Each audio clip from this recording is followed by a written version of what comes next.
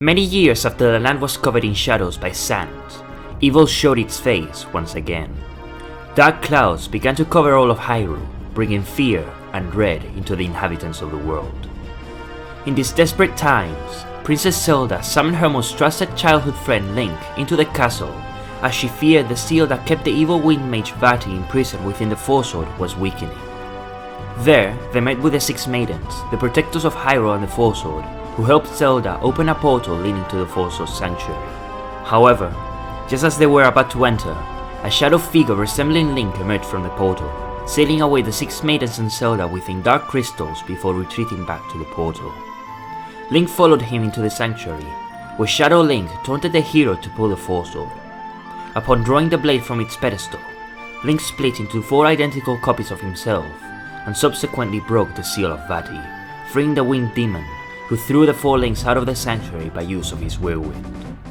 The 4 links awoke in Lake Hylia, where they were met with the owl Kaepora Gaebora, who informed them that in order to find Vati, they must save the maidens and Princess Zelda. He also told the heroes that the Forsword had lost its power to repel evil, and in order to restore it, they must gather Force Gems. After marching across Lake Hylia, they soon found themselves in Hyrule Castle, which was now overrun by monsters. It was there that they were once again approached by Kaepora Gaebora, who told them that an evil monster now dwelled within the castle and was slowly draining the maiden's power. Upon reaching the rooftop of Hyrule Castle, they were faced by Phantom Ganon, the very monster Kaepora Gaebora warned them about, and upon its defeat, they freed the Blue Maiden, who transformed herself into a fairy to guide the heroes. Venturing through Eastern Hyrule, they eventually found themselves in the Eastern Temple, where they faced the Stone Argus and rescued the Yellow Maiden. Sensing one of the maidens was imprisoned in Death Mountain, she guided the heroes to the volcanic region she ruled over. Once they arrived at Death Mountain, they found the peaceful Gorons were being terrorized by the Helmarok King, a giant bird who appeared soon after Vati stormed the mountain.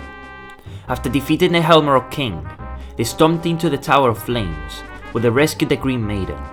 She told the heroes of the 4 Knights of Hyrule, brave soldiers who once protected Hyrule that mysteriously disappeared, and who guarded 4 pearls that would open the way to the realm of the heavens, where Zelda was being held captive. The group were also greeted by Kaepora Gaebora within the tower, who instructed them to head to Hyrule Castle immediately, as he had once again been overtaken by the forces of evil. On their way to Hyrule Castle, Link met the first of the 4 Knights of Hyrule, now transformed into a big dark Stalfos as his spirit was trapped within the Dark Realm. Upon killing the Stalfos, Link returned the Blue Knight to normal, who gifted the heroes with a blue jewel in hopes that they would save Hyrule. Venturing inside Hyrule Castle, Link confronted the big Poe Jalhala and rescued the White Maiden, who revealed to Link that long ago a dark mirror was used to seal away a dark tribe that invaded Hyrule. To prevent it from falling into the wrong hands, it was sealed away within the Forest of Light and protected by the White Maiden. However, the Forest of Light has now been shrouded in darkness. Within the Lost Woods, Link encounters the Deku Scrubs, who reveal that they worship none other than the one who turned the woods dark, the Demon King Ganon. Ganon was the true mastermind behind everything that was transpiring in Hyrule, Vati being just a pawn in his greater plan. This was a new incarnation of Ganon, not the same Ganondorf from Ocarina of Time and Twilight Princess. In Kakariko Village, Link saved the Green Knight from the Dark World, who handed him the Green Jewel and revealed that it was Ganon who cursed him and the other knights. Traversing through the Temple of Darkness, Link defeated Phantom Ganon once again and freed the Red Maiden. They then found that the Dark Mirror that was housed within this very temple had been stolen by Ganon. The next destination was the Desert of Doubt, home of the proud Gerudo. It is here that they learned that their chief, Ganondorf, broke the laws of leaving the village and headed into the desert to find the pyramid, from which he stole the Trident of Power and transformed into the Demon King Ganon. They soon found the peaceful village of the Tsuna tribe, the descendants of the ones who built the pyramid. After leaving the village, Link freed the Red Knight from his curse, who rewarded him with the Red Jewel. He revealed that Ganon defeated him and the other knights using the Trident and trapped them within the Dark Realm. He also told Link that Ganon was the one responsible for the creation of Shadow Link, as a way to trick the hero into breaking the seal placed on Vati. Inside the pyramid, Link would face the Big Moldon and rescue the final of the maidens. only Princess Zelda remained. However, the last jewel needed to be found in order to gain access to the realm of the heavens. They soon found the last knight within frozen Hyrule, freeing him from his curse and obtaining the purple jewel.